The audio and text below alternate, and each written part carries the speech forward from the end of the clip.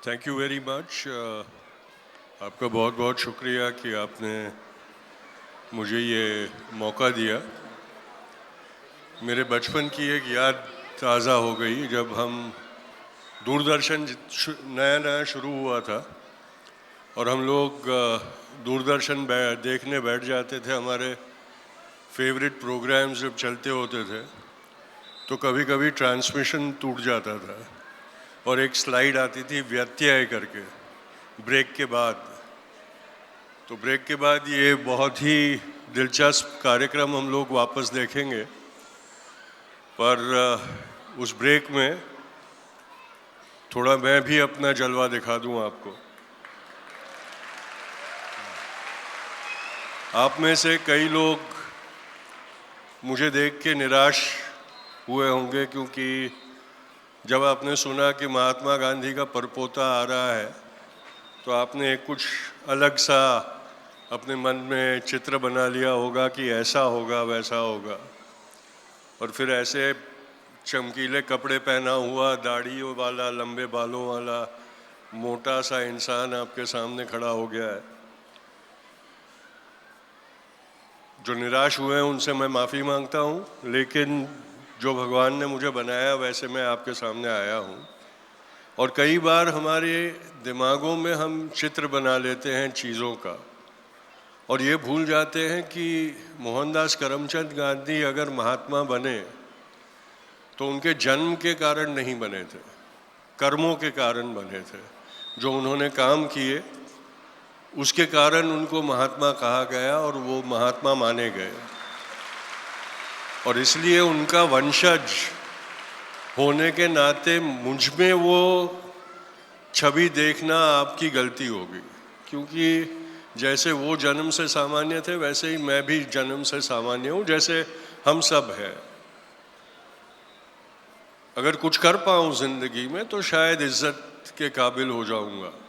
ये बात हमने याद रखना बहुत ज़रूरी है। आज जब ये कार्यक्रम मैं देख रहा हूँ तो मुझे यही बात मेरे दिमाग में चलती रहती है कि अगर आज हम अपने आप को एक महान देश मानते हैं, एक बड़ी ताकत समझते हैं, तो इसके पीछे कितने सारे वैसे लोग हैं जो अदृश्य हो गए हमारे लिए, पर जिन्होंने ऐसा काम करके चले गए कि जिससे आज हम उसके फल खा रहे हैं। चाहे वो हमारे प्रधानमंत्री हो पंडित जवाहरलाल नेहरू, जिन्होंने भारत का एक सपना देखा, या वो मजदूर हो जिसने भाखरा नंगल का वो एक बहुत ज़बरदस्त डैम बांधा, जिसके कारण पूरे उत्तर भारत में जो बरसाती खेती हुआ करती थी उसके बदले बारहमासी पानी वाली खेती होने लगी, और उससे जो ग्रीन रेवोल्यूशन आपने देखा वो मुमकिन हुआ। ये सारी चीज़ें हमने याद रखनी चाहिए, इसलिए इतिहास का एक महत्व होता है। अब आपने मुझे यहाँ बुलाया है तो जाहिर है कि शायद ये सोच के बुलाया होगा कि कुछ बापू की बात हो।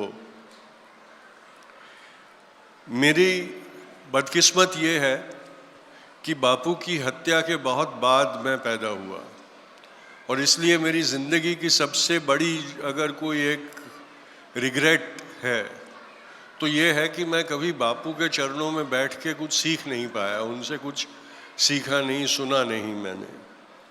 पर मेरी खुशकिस्मती ये थी कि जब बच्चा था मैं, तो जैसे ये बच्चे सब इन कार्यक्रमों के साथ सीख रहे हैं, भारत का इतिहास समझ रहे हैं, वैसे बापू के आश्रमों की कई कहानियाँ मुझे मेरी दादी और मेरे पिताजी के पास से सुनने को मिली, क्योंकि मेरे पिताजी के बचपन में वो बापू के साथ कई साल उनके आश्रमों में रहे थे, और मेरी दादी ने भी कई साल और बापू के साथ उनके कई आश्रमों में गुजारे थे अपनी ज़िंदगी के।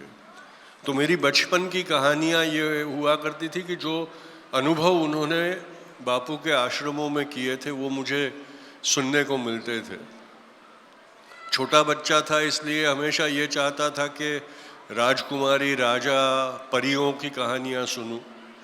कई बार जिद करता था मेरी दादी से कि मुझे परियों की कहानी सुनाओ, मुझे राजाओं की कहानी सुनाओ, पर वो हमेशा मुझे आश्रमों की कहानी ही सुनाती थी।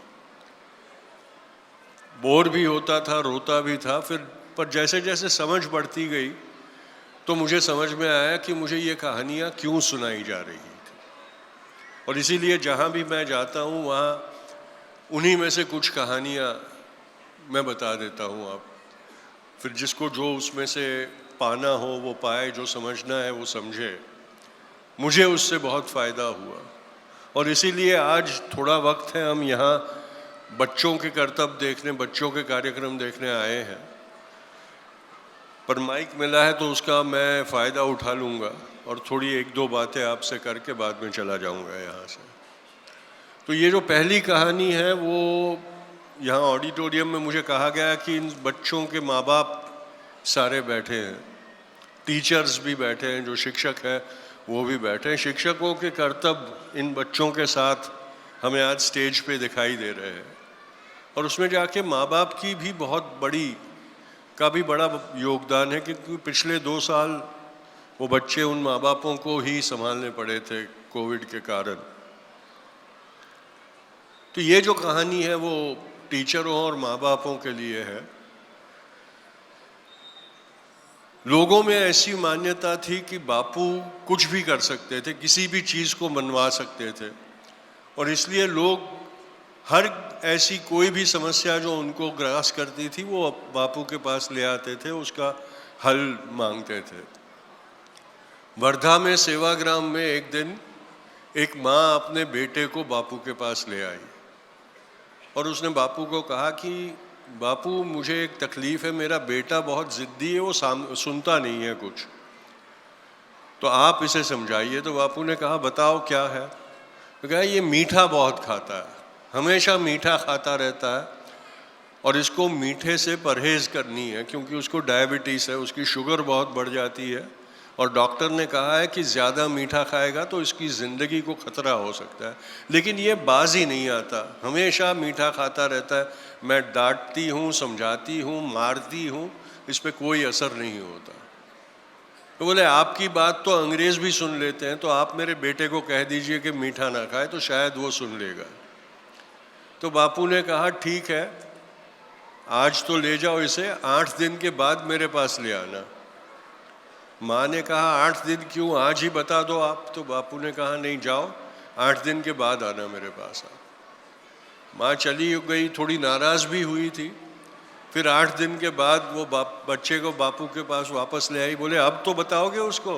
बोले ठीक है। बापू ने कहा ठीक है, मेरे पास बेटे को छोड़ के जाओ, फिर मैं बुलाऊंगा तब आके ले जाना उसे। और बापू ने उस बच्चे के साथ कुछ बातें की, 2-3 मिनट की बातें हुई होंगी। फिर बापू ने वो माँ को बुलाया और कहा जाओ बेटे को ले जाओ अपने साथ। माँ बेटे को ले गई। हफ्ते बाद माँ बाप दोनों बेटे को लेके आश्रम में वापस आए, बहुत खुश थे और आके बापू के पैर पड़े और कहा बापू आपने चमत्कार कर दिया, जब से आपको मिल के गया है हमारे बेटे ने मीठा खाना छोड़ दिया है। फिर माँ से रहा नहीं गया। माँ ने कहा देखो मैं जानती थी कि तुम जादू करोगे ये मेरे बेटे पे, 8 दिन पहले ही कर लेते तो 8 दिन पहले मेरा बेटा सुधर जाता था। तो बापू ने कहा कि देखो तुम जब 8 दिन पहले आई थी मेरे पास तो मैं खुद मीठा खाता था, तो मैं कैसे तुम्हारे बेटे को कह दूं कि मीठा नहीं खाना तुम, इसलिए मैंने 8 दिन मीठा खाना बंद कर दिया बिल्कुल। बापू को मीठा बहुत पसंद था तो बापू ने मीठा खाना बंद कर दिया और 8 दिन के बाद उस लड़के को कहा कि देखो मुझे तो मीठे से कोई परहेज़ नहीं है, शक्कर मैं चाहूँ उतनी खा सकता हूँ, लेकिन 8 दिन से मैंने शक्कर नहीं खाई और मुझे कोई फ़र्क नहीं पड़ा है, मेरी तबीयत नहीं बिगड़ी, उल्टा मुझे अच्छा लग रहा है। अभी शायद मैं मीठा खाना ही बंद कर दूँ अभी। तो बोले तुमको तो खतरा है, तुम्हारी जान को खतरा है मीठे खाने से, तुम भी तो कोशिश करो, नहीं जी सकोगे तुम, मीठा नहीं खाओगे तो कोई फ़र्क नहीं पड़ेगा। जब बेटे ने यह सुना कि महात्मा गांधी ने मीठा छोड़ दिया है मुझे सिखाने के लिए, तो उस बच्चे को लगा कि नहीं कुछ करना चाहिए और उसने छोड़ दिया। ये बात इसमें समझने की ये बात है कि हम कई बार बच्चों को सिखाने के लिए उनको भाषण देते रहते हैं, सीख सिखाते रहते हैं, ऐसा करो वैसा करो, ऐसे बनो वैसे बनो। लेकिन बच्चे सबसे ज़्यादा सीखते हैं अपने टीचरों और अपने माँ बाप को देखते, कैसे जीते हैं वो लोग, उसको देख के वो लोग सीखते हैं।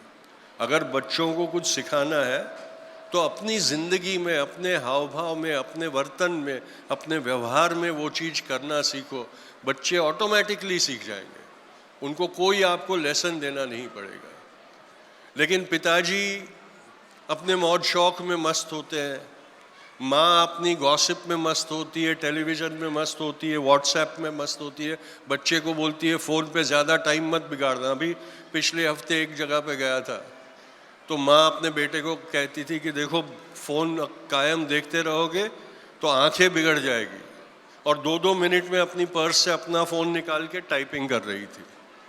ऐसे नहीं सीखेंगे बच्चे, ऐसे तो सिर्फ फ़ोन का इस्तेमाल और फ़ोन का एडिक्शन ही सीखेंगे। ये बात माँ बाप को और टीचरों को समझना बहुत ज़रूरी है कि अगर हमें बच्चों को सिखाना है तो आदर्श हमें खुद में बनना पड़ेगा। तो तैयार हैं बच्चे? तो ठीक है, तो मैं ज़्यादा वक्त नहीं लेता हूँ आपके साथ। आप लोगों का बहुत बहुत शुक्रिया, स्कूल के सारे जो पदाधिकारी है, जो महानुभाव है, उन सब का भी बहुत बहुत शुक्रिया, और बच्चों का बहुत बहुत शुक्रिया क्योंकि बहुत मज़ा करवा रहे हो आप लोग। इसी तरह मज़ा करवाइए। बहुत बहुत शुक्रिया। जय Hind. Thank you so much, sir, for sharing your stories and motivating our dear parents and children.